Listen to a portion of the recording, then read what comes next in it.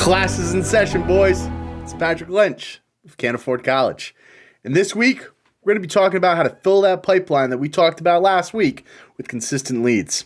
So I love the feedback that we got on the pipeline video. I think it's great that, a lot of people actually got something out of it.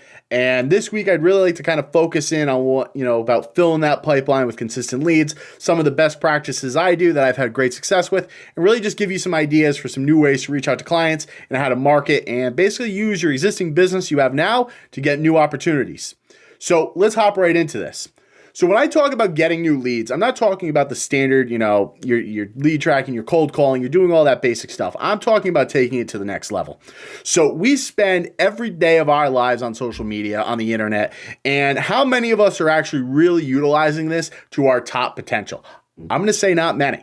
And what I mean by this is we have opportunities through Instagram DMs, Nextdoor, which is an awesome small community-based app, Snapchat Maps, which targets high areas of business. You have an entire opportunity of businesses that have tons of people that you can reach out to, build promotions with, help them, help you. That's a great opportunity right there, and it's right at the tip of our fingers.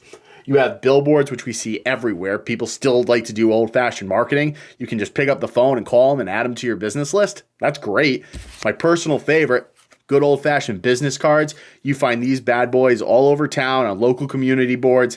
What better way to say, hey, I picked up your card. I noticed that you do granite and marble stone countertops. I happen to know somebody that also is in the business like you, and I think you guys would make a great match. Could I give them your information? Could I also help you possibly with your business? What a great way to form a relationship.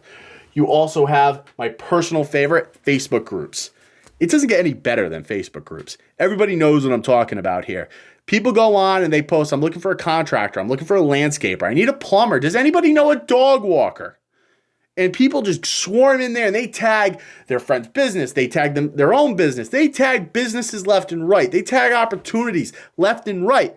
How many of you are adding all these people, putting them onto your social media so they can see what you're all about? How many of you are reaching out to them saying, hey, I happen to notice that you run a landscaping business. Here's some of the services I provide that I think could be a great opportunity for you guys. Let's form a connection. Tell me more. How many people are actually doing this?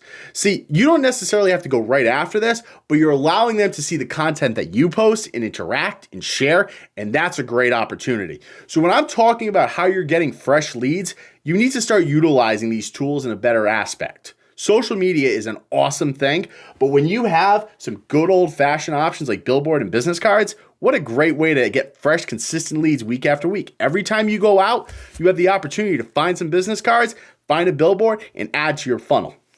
Now, let's move on to closed customer leads. So these are customers that you've already worked with. You've already made the deal. Maybe you already asked them for a referral when you first did it. You've sent your follow-up. You have them on your birthday card list. And you know what? You have a great relationship with them. How many times are you reaching out to them throughout the course of the year or the course of the month, asking them, do they know anybody new? Have they made any new connections? What are they up to in their business? Is there anybody that they could refer you to that they've met since you guys last spoke that you could help? See, these people are your best resource. They already know what you're all about. They love you. You gave them that Patty Lynch special. You're the best person they know for what they need. So why aren't we taking advantage of that? Let them send you business. Let them say, hey, Patrick, I know somebody. Thanks for reminding me by asking me. Let me put you in touch with my friend Tim. These people are your best resource, and all you have to do is make a commitment to each week reach out to a couple of them. But better yet, have them go out and write you a testimony. Share it on those Facebook groups or Instagram or LinkedIn or TikTok or any of these other resources. Let them advertise for you. You do the same for them. It's why social media and adding people on Facebook is so big to me, is because I'm able to share clients that, maybe I don't necessarily have anything to do with their business. Maybe I personally aren't going to go buy clothes from their shop because I'm not a woman, it's not my style, but I'm still going to share it and promote it because she's going to be doing the same for me. That's what this is all about. And this is going to give you consistent opportunity and consistent leads week after week if you do it every single week. Remember, you've got to stay consistent to have a successful funnel. All right, so now I want to talk about what you can do to really take this up a notch, really scale the mountain of opportunity. I'd like that. Maybe I'll start using that in more videos.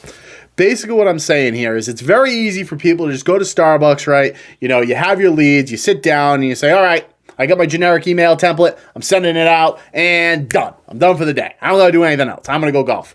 Well, that's great. You did your cold calls or you did your email template, but now you're just stuck waiting by the phone or waiting by your inbox hoping that something works. You're waiting for a fish and you have no control over it at this point. So what I'm asking, or really what I'm advising you to do, is really take it up a notch, scale it. Because in this day and age, it is so easy for you to take some of those personal leads that you're getting from Salesforce or CRMs or whatever it is that may be and really add a personal touch. Because you can just Google a business, find out that the partners are Nick and Tim, and send them an email with a subject line, hey, Nick and Tim, I think this is really going to benefit your landscaping business. People are probably going to read it if you actually use a personal introduction to it. Where if you just send a generic email template, you're not going to get anything from it.